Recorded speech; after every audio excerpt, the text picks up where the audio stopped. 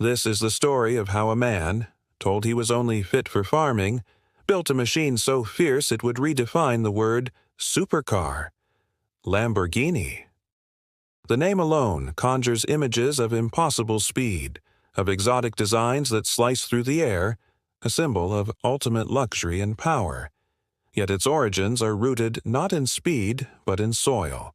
It was born from the stubborn will of Ferruccio Lamborghini, a farm boy whose father dreamed of grapes, while his son dreamed of gears.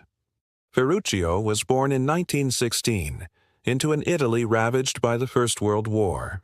His family's vineyard was a sanctuary of modest stability. As the eldest son, he was expected to inherit this legacy. But a single machine changed his destiny, an old, unreliable tractor. While his father saw a tool, Ferruccio saw a universe of moving parts, a puzzle he was compelled to solve. He became obsessed, spending every spare moment taking it apart and rebuilding it. This fixation created a rift. His father needed a farmer. His son was becoming an engineer. Summoning all his courage, the young Lamborghini confessed his dreams. After a tense silence, his father reluctantly blessed his path.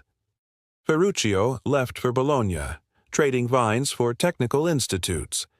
He graduated, apprenticed with a blacksmith, and honed his skills at a major factory maintaining army vehicles. He returned home not as a farmer, but as a master of mechanics, opening a small workshop. For a few years, life was simple. He fixed tractors and, in his spare time, fixed up old cars for the sheer joy of driving them. But the world had other plans. The outbreak of World War II saw him drafted. The army, recognizing his talent, sent him to the Greek island of Rhodes to maintain military vehicles, far from the front lines. He spent 3 years there, his skills deepening.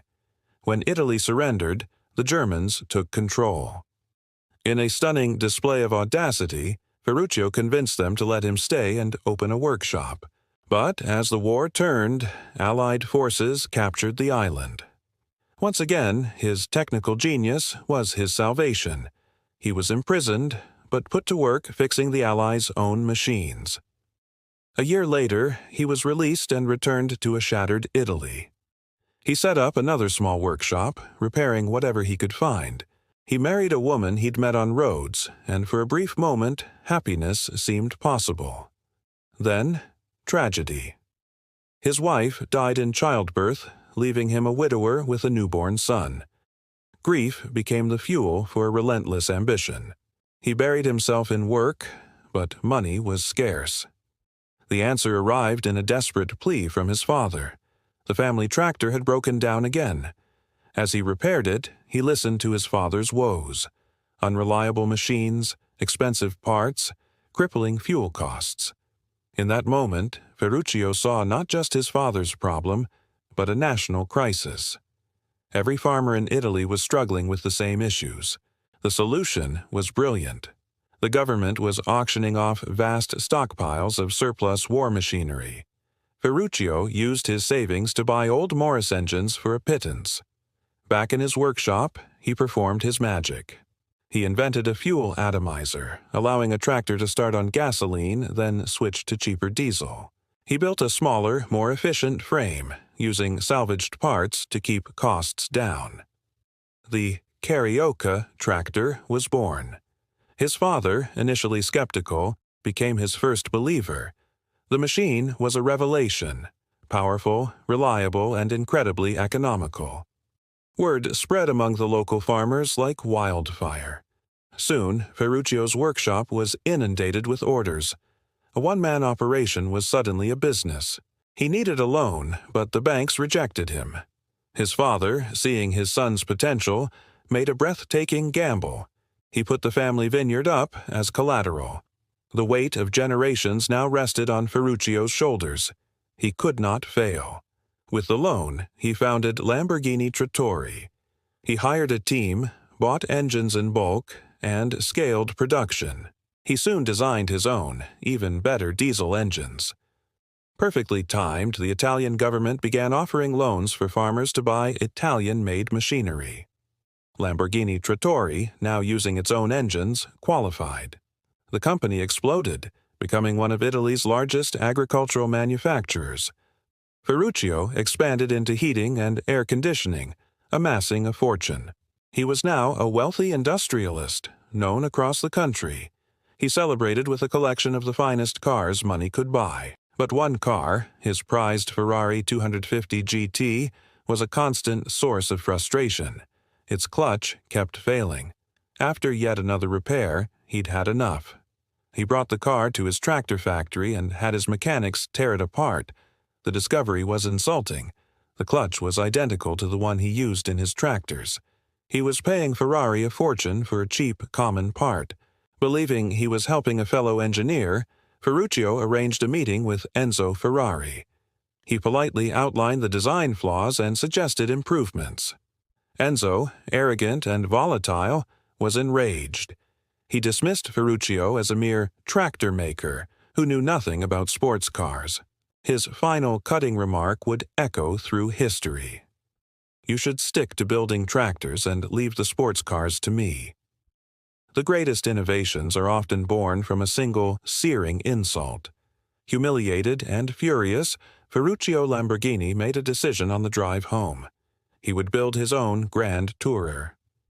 It would be faster, more luxurious, and more reliable than anything Ferrari could imagine. In 1963, he founded Automobili Lamborghini and poached some of Ferrari's best engineers. He gave them a seemingly impossible mission: build a prototype in just 4 months for the Turin Auto Show. They worked day and night. When the show arrived, the car was complete, but the engine was not. Refusing to quit, Ferruccio ordered the engine bay filled with bricks to simulate weight and kept the hood locked. The gamble worked. The car's stunning design captivated the crowd. No one asked to see the engine. Months later, the Lamborghini 350 GT was born, a technical masterpiece with a V12 engine that established him as a serious carmaker. But his team had a secret project: a mid-engine sports car, a radical concept Ferruccio was initially against due to a past racing trauma. When he discovered it, he reluctantly gave his approval, hoping its wild design would at least generate publicity. That car was the Miura. It didn't just generate publicity, it created a new category of automobile. Upon its release in 1966, it became the fastest production car in the world. The world's first supercar was born, and it made Ferrari's offerings look instantly dated. Ferruccio had not only kept his promise, he had shattered expectations. He backed his cars with impeccable service, sending mechanics anywhere in the world at the company's expense if a car had an issue. Yet, at the peak of his success, the ground began to shake. A massive tractor order from Bolivia was canceled after he had taken huge loans to fulfill it, leaving him with crippling debt and unsold inventory. Simultaneously, his car company faced production delays.